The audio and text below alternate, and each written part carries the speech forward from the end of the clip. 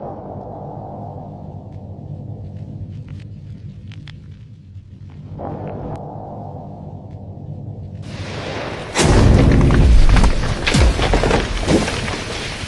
इस शानदार horror movie को ध्यान से देखें तो लगता है कि गलती मॉन्स्टर्स की भी नहीं है, क्योंकि वो भी अपनी जान बचाने की कोशिश कर रहे हैं और इंसान भी अपनी जान बचाने की कोशिश कर रहे हैं। एक्चुअली नेचर ने यह गेम ही ऐसा खेला है कि ह्यूमंस और डीमंस दोनों परेशान हैं। साइंटिस्ट बताते हैं कि अंतरिक्ष की गहराइयों में कुछ ऐसे मॉन्स्टर्स भी रहते हैं जो किसी भी तरह की आवाज को बर्दाश्त नहीं कर सकते। यहाँ तक कि कुछ हाई फ्रिक्वेंसी की आवाजें तो इनके लिए इतनी दर्दनाक हैं कि उनसे इनकी जान भी चली जाती है। साइंटिस्ट इन्हें डेथ एंजल्स कहते हैं। ये बाय बर्थ अंधे होते हैं और इनके शरीर में सूंघने के लिए नाक भी नहीं होती है। इनके पास सिर्फ कान है, लेकिन इनके ये कान इतने सेंसिटिव होते हैं कि ये मीलों दूर की सबसे हल्की आवाज भी सुन लेते हैं और अपनी जान बचाने या शिकार करने के लिए क्रूरता से ये उस आवाज पर हमला कर देते हैं। यही इनका दाना पानी है और यही इनकी कमजोरी भी है, वरना वैसे तो ये इतने पावरफुल हैं कि आवाज के अलावा इन्हें दुनिया की कोई ताकत नहीं मार सकती। लेकिन एक दिन अचानक स्पेस के इस हिस्से का एक टुकड़ा टूटकर एस्टेरॉइड के रूप में अर्थ पर आ गिरा और जब तक कि इंसान कोई कुछ समझ पाता तब तक ये डेथ एंजल सब कुछ तबाह कर चुके थे। अब अर्थ पर बस कुछ ही लोग बचे थे और इन्हीं में से एक फैमिली को हम सुनसान मार्केट में देखते हैं जो बिल्कुल चुपचाप खामोशी से जरूरत का सामान कलेक्ट कर रही होती है। ये ली फैमिली है और इनकी वाइफ का नाम एवेलिन है। उनके साथ उनकी बेटी रीगन भी है जो बचपन से ही सुन नहीं सकती थी और उनके दो बेटे मार्क और बो भी हैं। बो उम्र में छोटा और नासमझ है। स्टोर में उसे अचानक एक रॉकेट टॉय दिखाई देता है, लेकिन जब वो उसे उठाने लगता है तो वो रॉकेट उसके हाथ से छूट जाता है। लेकिन इससे पहले कि वो नीचे गिरकर साउंड क्रिएट करे, ऐन वक्त पर रीगन जल्दी से उस टॉय को कैच कर लेती है और सबकी जान बचा लेती है। अब जल्दी जल्दी ये वहां से निकलने लगते हैं, लेकिन तभी 4 साल का बो फिर से रॉकेट उठा लेता है। ये एक बैटरी से चलने वाला टॉय था। उसके हाथ में इस खिलौने को देखकर वो सभी फिर से घबरा जाते हैं, क्योंकि इसके ऑन होते ही शोर मचना तय था। ली केयरफुली अपने बेटे के हाथ से वो रॉकेट लेके उसकी बैटरी निकालकर फिर से टेबल पर रख देता है, लेकिन बो उस रॉकेट को साथ ले जाने की जिद पर अड़ा था। इसलिए रीगन चुपके से इस बिना बैटरी वाले रॉकेट को उसके हाथ में थमा देती है, लेकिन बो चलते टाइम चुपके से रॉकेट की बैटरियां भी उठा लेता है। बाहर आकर ये सभी पूरी सावधानी से बिना आवाज किए अपने घर की तरफ चल पड़ते हैं। उन्होंने लाइन से अपने घर तक के लिए एक रेत बिछाया हुआ था और ये लोग उस पर नंगे पांव चलते हैं ताकि कोई नॉइज क्रिएट ना हो।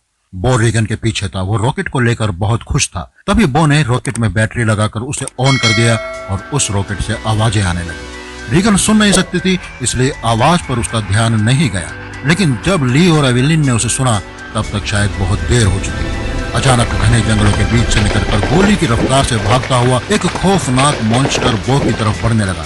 ली जल्दी से खिलौने को बंद करने के लिए बो की तरफ तेजी से दौड़ता है, लेकिन वो मॉन्स्टर बो को अपने साथ ले गया। ली कुछ नहीं कर पाया और बस तभी ली ने इन्हें खत्म करने की कसम खा ली। अब इस घटना को 1 साल हो चुका है। इन सब ने इन सिचुएशंस में सरवाइव करना सीख लिया है। उधर ली ने अपने घर के बेसमेंट में एक रिसर्च रूम बना लिया था।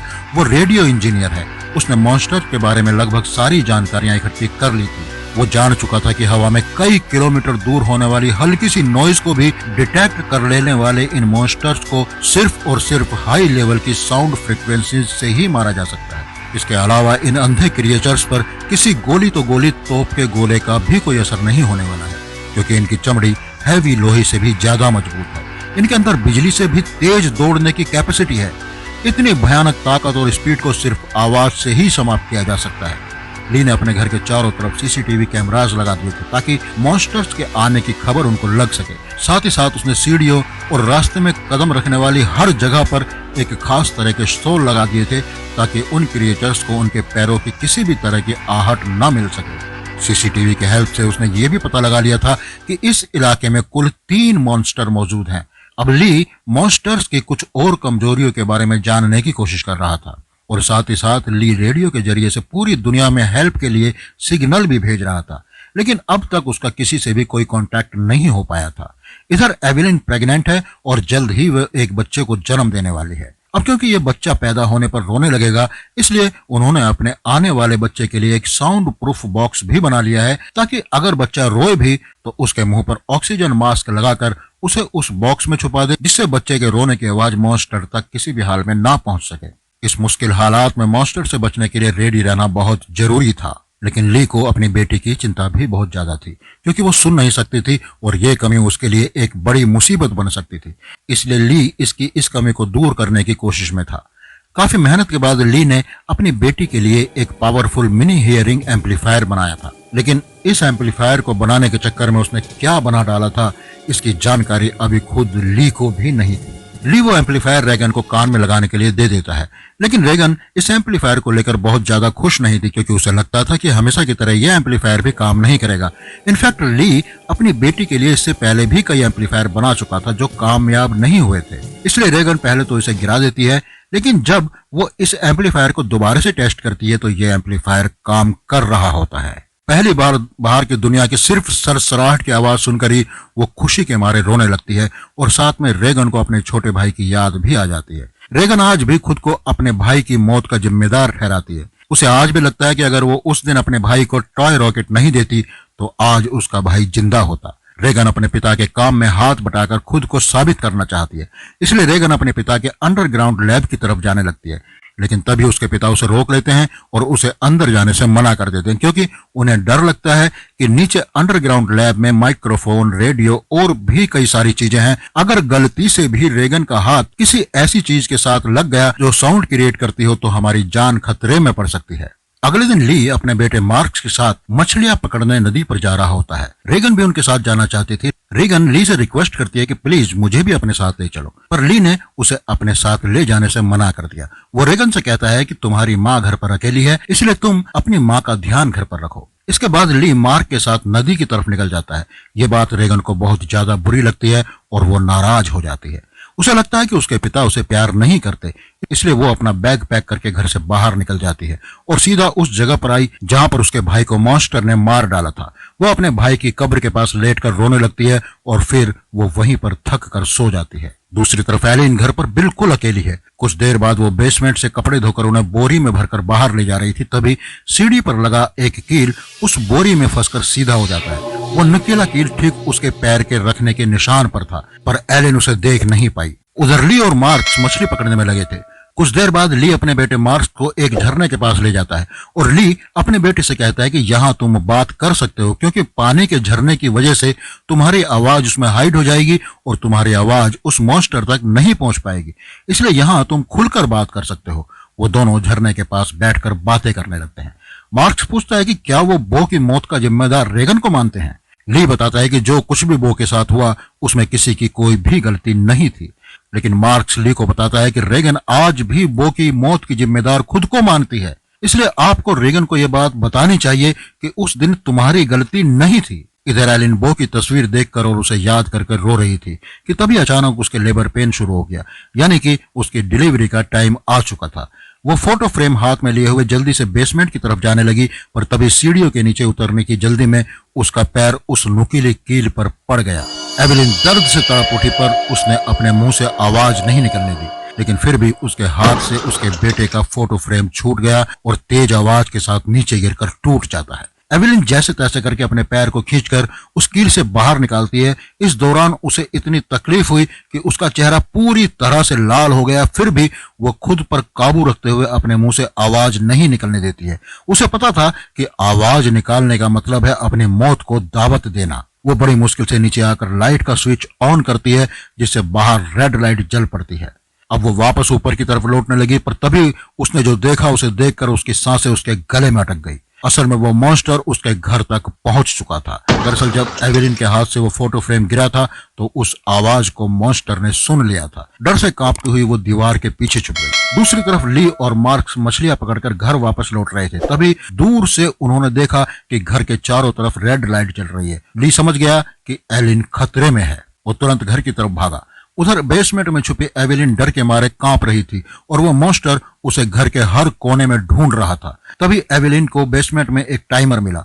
यहाँ एवेलिन समझदारी से काम लेते हुए उस टाइमर में कुछ सेकंड्स का टाइम सेट करके उसे एक कोने में रख देती है और जल्दी से एक दूसरे कोने में आकर छुप जाती है। इतने में वो मॉन्स्टर वहां हलचल महसूस करता है और धीरे धीरे उस हलचल वाली जगह की तरफ बढ़ने लगता है। वो एवेलिन के बहुत करीब था। एक तो एवेलिन को लेबर पेन हो रहा था और दूसरा उस मॉन्स्टर का डर था, लेकिन फिर भी एवेलिन अपने आप को पूरी तरह से कंट्रोल करके बिल्कुल चुपचाप बैठ जाती है। तभी टाइमर में अलार्म बजने लगता है, जिसे सुनते ही वो मॉन्स्टर तेजी से उस डायरेक्शन में भाग जाता है और मौके का फायदा उठाकर एवेलिन जल्दी से अंडरग्राउंड बेसमेंट से बाहर निकलती है। पर वो जैसे ही मेन डोर के बाहर निकलने वाली थी तो उसने देखा कि एक दूसरा मॉन्स्टर भी घर के आसपास घूम रहा है। खतरे को समझकर एवेलिन तुरंत वहीं जमीन के साथ छिप कर बैठ गई। उधर ली मार्क्स के साथ दूर से ही ये सब देख रहा था। ली समझ गया कि अगर मैं डायरेक्ट एवेलिन को बचाने के लिए घर पर जाऊंगा तो इसमें एवेलिन को बचाने के बजाय हम सबकी जान जा सकती है, क्योंकि उस मॉन्स्टर की बॉडी इतनी सख्त है कि उसे बंदूक से मार पाना बिल्कुल इम्पॉसिबल है। इसलिए वो पहले से बनाए हुए अपने एक दूसरे प्लान पर काम करने लगा। ली ने जल्दी से मार्क्स को टॉर्च दिया और उसे जल्दी फ्लेयर रॉकेट चलाने के लिए कहा, जो उन्होंने घर से दूर एक जगह पर पहले से ही फिट कर रखे थे। इसके बाद मार्क्स तेजी से रॉकेट की तरफ भाग निकला। दूसरी तरफ एवेलिन ऊपरी मंजिल में मौजूद बाथ टब में भाग आई। वो बहुत ज्यादा तकलीफ में थी। अब वो और ज्यादा देर तक बच्चे को नहीं रोक सकती थी। वो बस बच्चे को जन्म देने ही वाली थी कि उसकी सिसकियों की आवाज को महसूस करता हुआ वो मॉन्स्टर बाथरूम के करीब आ चुका था। ये सब देखकर एवेलिन को लगने लगा था कि अब जिंदा बच पाना नामुमकिन है। तभी उधर मार्क्स ने रॉकेट चला दिए, जिससे आसमान में तेज आवाज के साथ फ्लेयर्स शुरू हो गई, जिसे सुनकर वो मॉन्स्टर एवेलिन को छोड़कर तेजी से उस आवाज की तरफ भागा और उसी पल दर्द को दबाए बैठी एवेलिन की जोर से चीख निकल गई। लेकिन उसकी आवाज रॉकेट के शोर में दब जाती है। ये रॉकेट का शोर और लाइट्स दूर से रेगन भी देख लेती है और वो घर की तरफ निकल पड़ती है। थोड़ी देर बाद ली बंदूक लेकर घर के अंदर आया। उसने देखा कि सीढ़ियों पर पैरों के खून के निशान लगे हुए हैं। वो इन निशानों का पीछा करते हुए उस बाथरूम तक पहुंच गया। वहां पहुंचकर वो देखता है कि बाथ टब खून से लाल है। उसे लगा कि एवेलिन अब उस मॉन्स्टर का शिकार हो चुकी है। वो आंसू बहाता हुआ वहीं बैठ गया। पर तभी शावर रूम के कांच पर किसी ने हाथ रखा। वो कोई और नहीं बल्कि एवेलिन ही थी। एवेलिन ने इस मुश्किल हालात में भी खुद को संभाल कर एक बेटे को जन्म दिया था। एवेलिन को जिंदा पाकर ली की आंखें खुली की खुली रह गई। अब इससे पहले कि बच्चे के रोने की आवाज आती, ली तुरंत एलिन और बच्चे को उठाकर अंडरग्राउंड रूम में ले गया, जिसके बेसमेंट में उन्होंने बच्चे के लिए साउंड प्रूफ बॉक्स बनाया हुआ था। लेकिन बेसमेंट में घुसने से पहले ही बच्चे ने रोना शुरू कर दिया और उसे सुनकर वो मॉन्स्टर बहुत तेजी के साथ उस तरफ आने लगा। ली जल्दी से अंडरग्राउंड रूम में घुसा और दरवाजे को एक मोटे मैट्रेस से ढक दिया।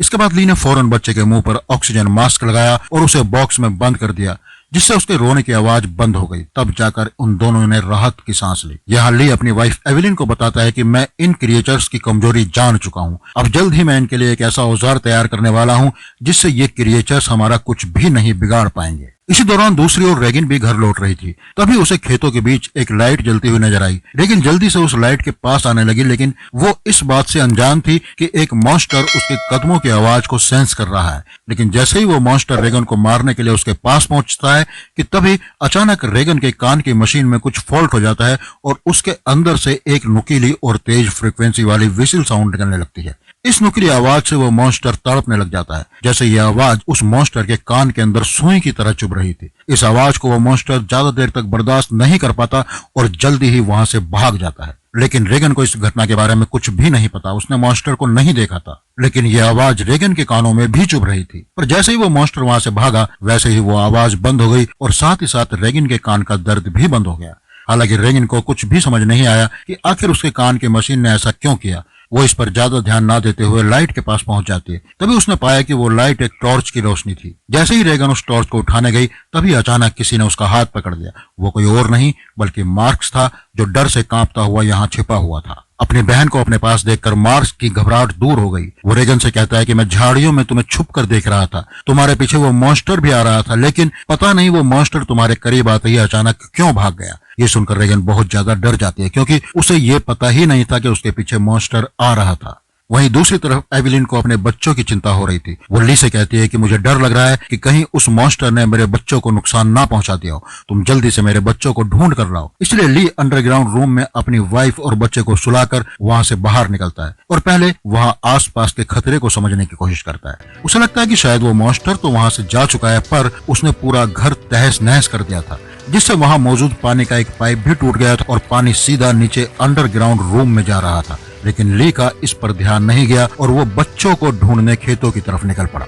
उधर मार्क्स और रेगन अनाज रखने वाली टंकी के ऊपर छुपे हुए थे। वो दोनों इंडिकेशन के लिए आग लगा देते हैं ताकि इस आग को देखकर उनके पिता यहाँ आ जाएं। ली भी उन बच्चों को यहाँ वहाँ ढूंढ रहा था। इधर कुछ देर बाद पानी के शोर से एवेलिन की आंख खुल जाती है। उसने देखा कि पूरा बेसमेंट पानी से भर चुका था। पानी ऊपर से झरने की तरफ बहकर नीचे आ रहा था। इतने में एलिन की नजर अपने बच्चे के बॉक्स पर पड़ी। वो बॉक्स खुला हुआ था और वहाँ से बच्चे की जरा भी आवाज नहीं आ रही थी। एवेलिन जैसे ही बॉक्स के पास जाने लगी तभी उसे बॉक्स के पास ही सामने एक मॉन्स्टर खड़ा हुआ नजर आया। उसे देखकर एवेलिन बहुत ज्यादा घबरा गई। एवेलिन को लगा कि शायद मॉन्स्टर ने उस बच्चे को खा लिया है, क्योंकि एवेलिन को वो बॉक्स तो नजर आ रहा था लेकिन वो बॉक्स उससे काफी दूर था, इसलिए वो बॉक्स के अंदर देख नहीं पा रही थी कि बच्चा अभी भी जिंदा है या फिर मॉन्स्टर ने उसे कुछ नुकसान पहुंचा दिया है। इसलिए वो धीरे धीरे बॉक्स की तरफ बढ़ने लगी।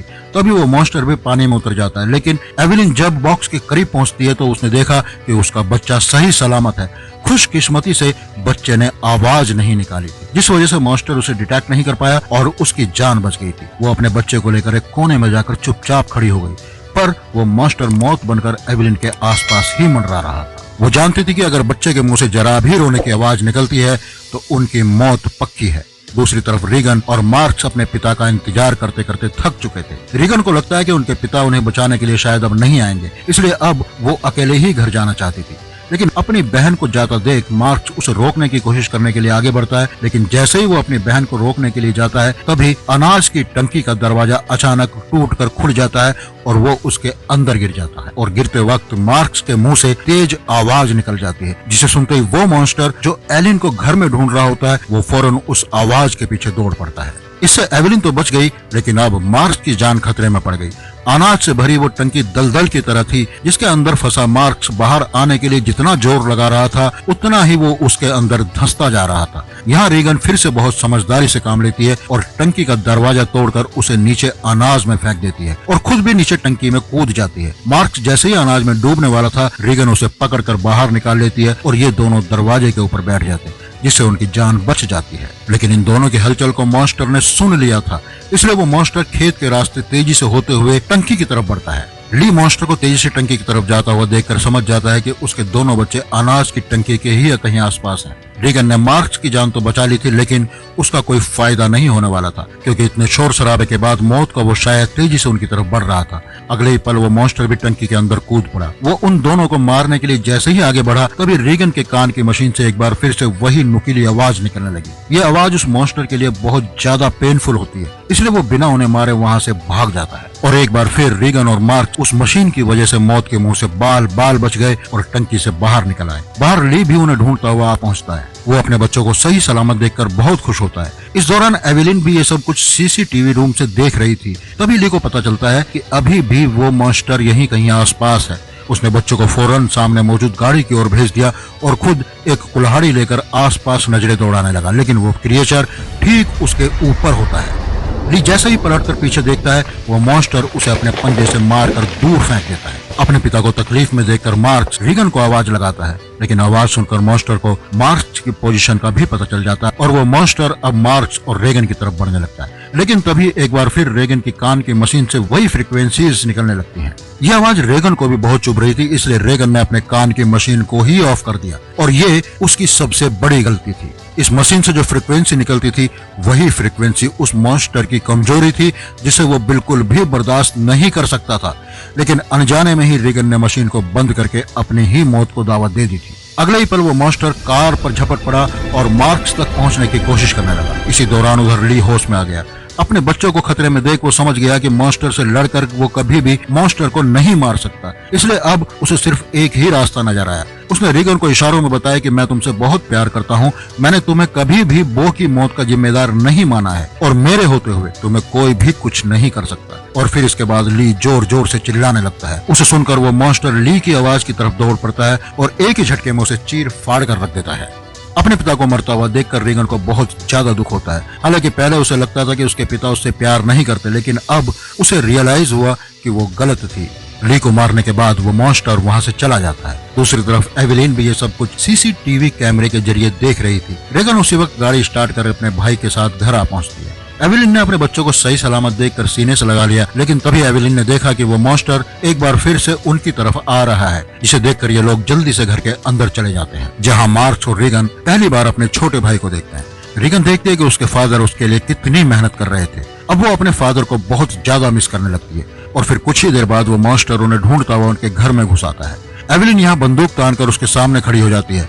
एवेलिन के पास बंदूक तो थी, पर वो जानती थी कि उसकी गोली उस मॉन्स्टर की मोटी खाल का कुछ नहीं बिगाड़ सकती, इसलिए अब उन्हें अपनी मौत अपनी आंखों के सामने खड़ी नजर आ रही थी। लेकिन जैसे ही ये मॉन्स्टर उन लोगों को मारने के लिए उनकी तरफ बढ़ा, तभी अचानक एक बार फिर से रेगन के कान में तकलीफ होने लगी और दूसरी तरफ उन्होंने देखा कि मॉन्स्टर भी अचानक तड़पने लगा है। लेकिन इस बार ये समझ चुके थे कि जैसे ही रेगन के कानों में तकलीफ होनी शुरू हुई, तभी दूसरी तरफ मॉन्स्टर भी उससे कहीं गुना ज्यादा तकलीफ महसूस करने लगा है। अब रेगन समझ जाती है कि उसके कान में लगी मशीन जो उसके पिता ने बनाई थी, उसका इस मॉन्स्टर के साथ कोई कनेक्शन है। तभी रेगन का ध्यान अपने पिता के रिसर्च पर गया, जिससे रेगन को पता चला कि उसके कान के मशीन से निकलने वाली हाई पिच फ्रीक्वेंसी उस मॉन्स्टर की कमजोरी है और इस मशीन में लगे सेंसर इन मॉन्स्टर्स को पहचान कर एक हाई फ्रीक्वेंसी साउंड जनरेट करते हैं, जिससे मॉन्स्टर रेगन पर अटैक नहीं कर पाते थे। अब रेगन को समझ आ गया था कि जब भी ये मॉन्स्टर मेरे करीब आता तो मेरे कान में तकलीफ होने लगती और ये मॉन्स्टर वहाँ से भाग क्यों जाता था।